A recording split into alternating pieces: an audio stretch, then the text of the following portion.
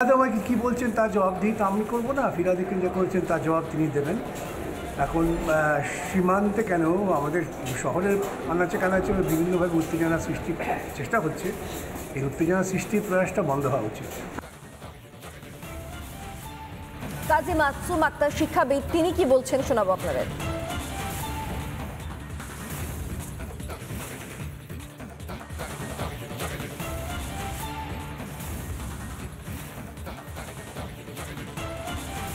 বাবি হাকিম সাহেব বলছেন ওটা থেকে উস্কানিমূলক মন্তব্য।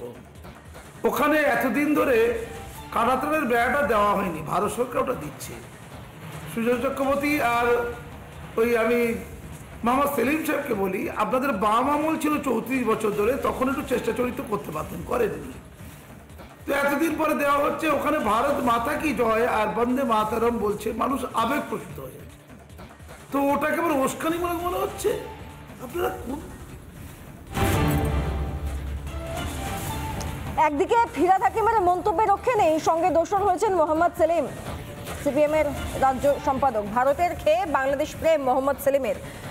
সীমান্তে উত্তেজনা দেখতে পেলেন না মোহাম্মদ ইউনূসের দোষ, উল্টে বিজেপিকে তৃণমূলকে দুষলেন সিপিএম এর রাজ্য সম্পাদক।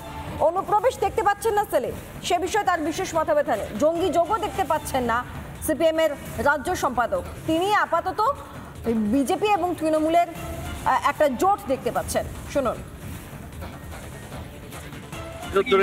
অনুপ্রবেশ, এই যে ওরা বলে গরু পাচার, বিভিন্ন স্মাগলিং, তাহলে আসলে সীমানায় বিজেপি আর তৃণমূলের মধ্যে কোনো সীমানা নেই, লুটেরাদের রাজত্ব। আমি জানি উত্তর চব্বিশ পরগনা গরু পাচারের সবচেয়ে বড় কাণ্ড যে করে, সে যেহেতু আমি নাম ধরে বলতে পারি, বিরোধী দলের নেতাকে টাকা দিয়েছে, এই জন্য সে সিবিআই থেকে এখন বাইরে আছে। কারণ তৃণমূল একা ভাগ পেত, এখন বিজেপি তৃণমূল দুজনই ভাগ পাচ্ছে।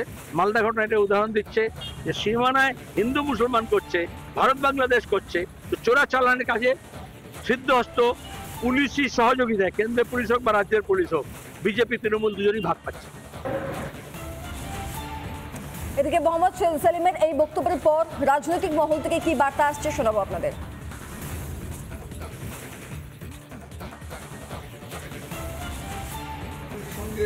ইউনূসের দলও এতে উৎসাহী বলে আমার মনে হয় না, কারণ সিপিএম আজকে পশ্চিমবঙ্গে একটা বিলীয়মান শক্তি উঠে যাচ্ছে।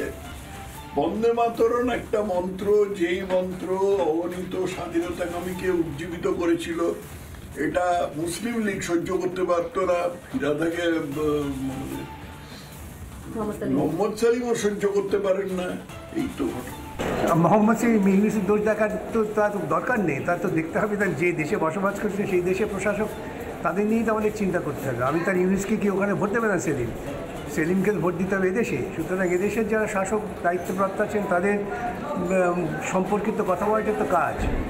ভিন দেশ নিয়ে মন্তব্য করার অধিকার আছে কি? আমি এখন যাব ট্রাম্পের ওখানে বলতে যে কেন ক্যালিফোর্নিয়া আগুন লেগে গেল? না, অ্যাকচুয়ালি মোহাম্মদ সেলিম ঠিকই বলেছেন যে প্রভু ভারতবর্ষে সংখ্যালঘুদের হত্যা করতে বলেন, সেই একই প্রভু বাংলাদেশে সংখ্যালঘুদের উপর অত্যাচার করছে বলছেন। ফলে বিজেপি এবং তৃণমূল, ভারত সরকার কেন চুপ করে বসে আছে? এটা তো ভারত সরকার আর বাংলাদেশ সরকারের বিষয় হওয়া উচিত ছিল, এটা বিজেপির আর তৃণমূলের ইস্যুতে পরিণত হচ্ছে। ভারত আর বাংলাদেশ দুটো সরকারই নীরব কেন? ৩৫ বছরের সিপিএমের হারমাত রাজকে যারা রাজনৈতিকভাবে মোকাবিলা করে অনেক ত্যাগ তিতিক্ষা সংগ্রামের মধ্যে দিয়ে রাজনৈতিকভাবে পরাজিত করে বাংলার মানুষকে নতুন রাজনৈতিক, অর্থনৈতিক, সামাজিক স্বাধীনতা এনে দিয়েছে, তার নাম তৃণমূল কংগ্রেস নেত্রী মমতা বন্দ্যোপাধ্যায়। বিজেপির কোনো কর্মসূচিতে কিভাবে প্রকাশ্যে সিপিএমকে ডাকা হয় যে আমাদের কাছে লোক পাঠাও আমাদের কর্মসূচিকে সফল করার জন্য। সুতরাং এই বাংলায় তৃণমূলকে হারানোর জন্য সমস্ত বিরোধীরা ঐক্যবদ্ধ হয়ে যে বারবার প্রচেষ্টা চালায় এবং মুখ থুবড়ে পড়ে, প্রত্যেকটা নির্বাচনের ফলাফলেই তার প্রতিফলন পেয়েছে, বাংলার মানুষ যোগ্য জবাব দিয়েছে। বাঁকুড়ায় যাব। বাঁকুড়া লালবাজারে বিস্ফোরণ স্থলে ফরেন্সিক দল। ঘটনাস্থল থেকে নমুনা সংগ্রহ ফরেন্সিকের। গত রাতে বাঁকুড়ায় সিলিন্ডার বিস্ফোরণ হয়, সেই গ্যাস সিলিন্ডার বিস্ফোরণে মৃত এক দম্পতি, বিস্ফোরণে আহত হয়েছেন 3 জন। বাঁকুড়ায় লালবাজারে বিস্ফোরণ স্থলে ফরেন্সিক দল। ঘটনাস্থল থেকে নমুনা সংগ্রহ ফরেন্সিকের ছবি দেখতে পাচ্ছেন আপনারা। মূলত গত রাতে বাঁকুড়ায় সিলিন্ডার বিস্ফোরণ হয়, গ্যাস সিলিন্ডার বিস্ফোরণে মৃত এক দম্পতি, বিস্ফোরণে আহত হয়েছেন 3 জন। ফরেন্সিক দল গিয়েছে, এলাকা খতিয়ে দেখছেন। আপনারা দেখতে পাচ্ছেন সেই ছবি। ঘটনায় এক দম্পতির মৃত্যু হয়েছে। গ্যাস সিলিন্ডার বিস্ফোরণের জেরে এই মৃত্যু বলে অভিযোগ। গোটা বিষয়টি তদন্ত করে দেখার স্বার্থে এবার সেখানে ফরেন্সিক দল নমুনা সংগ্রহের উদ্দেশ্যে।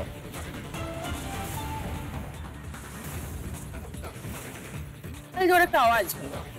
আওয়াজ হতে আমাদের দোতলা উপরের রুমগুলোতে টিন দেওয়া আছে, টিনগুলো বিরাট জোরে আওয়াজ হলো। কাঁচ টাচ আমাদের নিচের রুমে যে জানলাতে কাঁচ লাগানো ছিল, কাঁচগুলো সব খুলে গেল। চারিদিকে ধোঁয়ার আগুন, বাইরে বেরিয়ে দেখছে আগুন আগুন জ্বলছে। তারপরে যখন চিৎকার চেঁচামেচি, পাশাপাশি ঘরে সবাই, এবার সবারই বাড়ির দরজা খুলে বেরোতে হবে।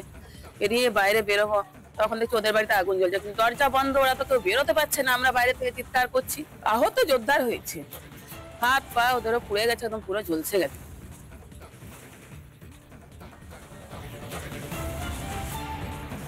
মৃন্ময় আমাদের প্রতিনিধি কি প্রতিবেদন তুলে ধরেছেন দেখাবো আপনাদের।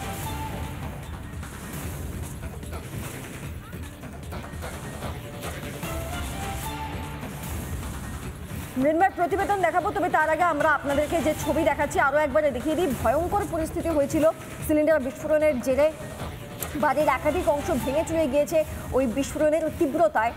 এক দম্পতির মৃত্যু হয়েছে বলে খবর, এবং এই ঘটনায় যেটা অভিযোগ যে সিলিন্ডার বিস্ফোরণের জন্যই মৃত্যু হয়েছে, তাই জন্য আজকে বাঁকুড়ার লালবাজারে ফরেন্সিক দল গিয়েছে নমুনা সংগ্রহের উদ্দেশ্য। মৃন্ময় আমাদের প্রতিনিধি যে প্রতিবেদন তুলে ধরেছেন দেখুন।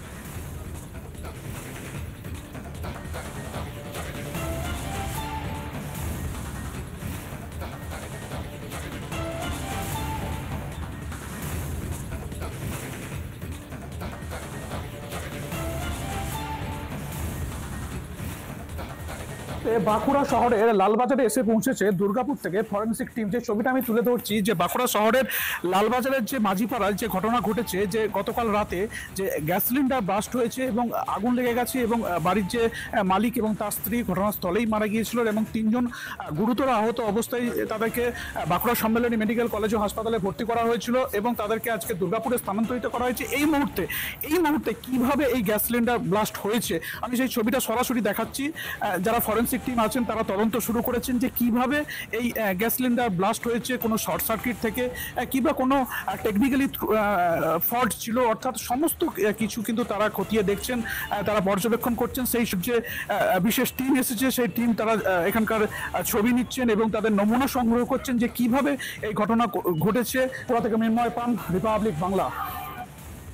নানা ধরনের কন্টেন্ট দেখার জন্য লাইক করুন, শেয়ার করুন আমাদের ফেসবুক পেজ, সাবস্ক্রাইব করুন আমাদের ইউটিউব চ্যানেল। পাশাপাশি অন্যান্য ব্রেকিং নিউজের জন্য অবশ্যই চোখ রাখুন রিপাবলিক বাংলায়।